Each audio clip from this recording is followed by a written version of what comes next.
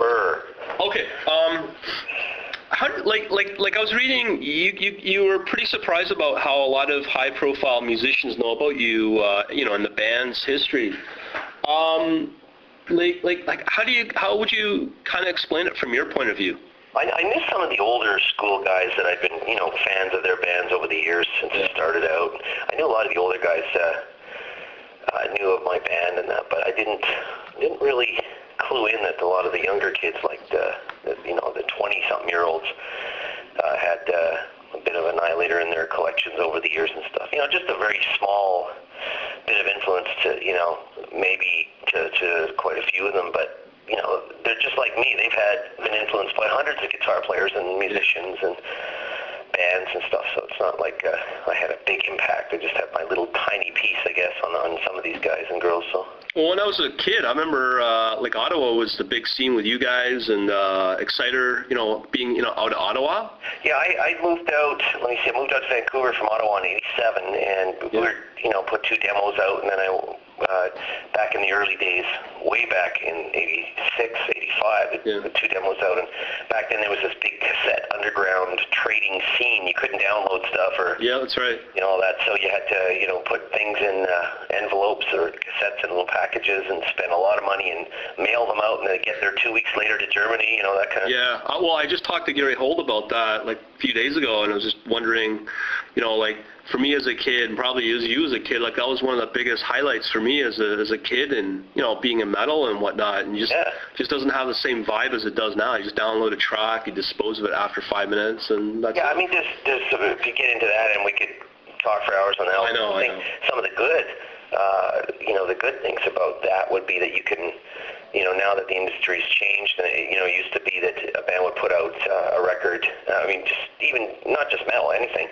The records back in the '80s, you'd buy them, and most of the rock and metal and good ones would be 10 great songs, or maybe 8 great songs out of 10, or 7 out of 10 great songs. And I think what happened in the '90s is a lot of people an industry band, everybody just said, you know what, screw that, we just need 1 or 2 good songs for a video and a single, and everything else is filler. I mean, that's when I think the '90s is when filler was invented.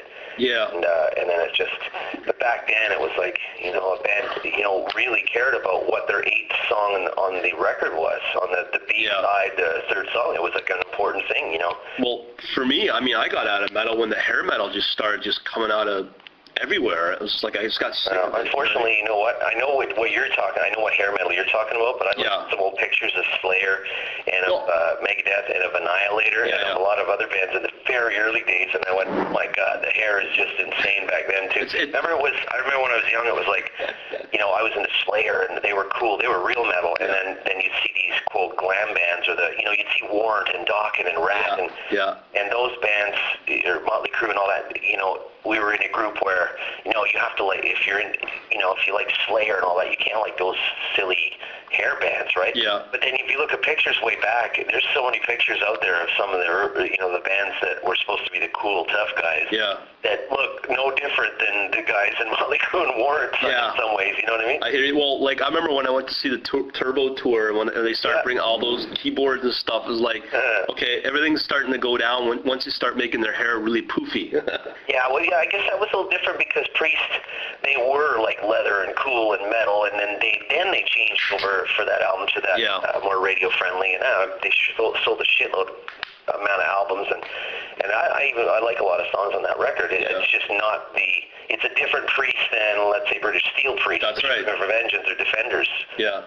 It's just another version of Priest, and they decided to go a different way, and I kind of liked it, but I'm glad they went back to Ram Down and then Painkiller, of course. Yeah. Painkiller, they went back to, actually they didn't really go back to anything. With Painkiller, they paved a new direction, I think. Pretty well, yeah. Yeah, it was brutal, but, we could talk metal for you. Oh, I hear you.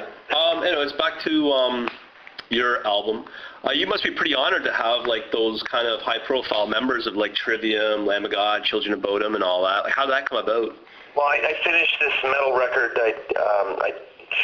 way back, but near the end of the recording process, I do it backwards. I end up, playing the guitar and bass tracks and solos and even vocals to a drum machine, just so that you know, with the drum machine you have the perfect timing, so that if there's any playing from a bass player or singer or drummer or me on guitar and bass, if there's anything that sounds out of time or whatever, you know it's not the drummer.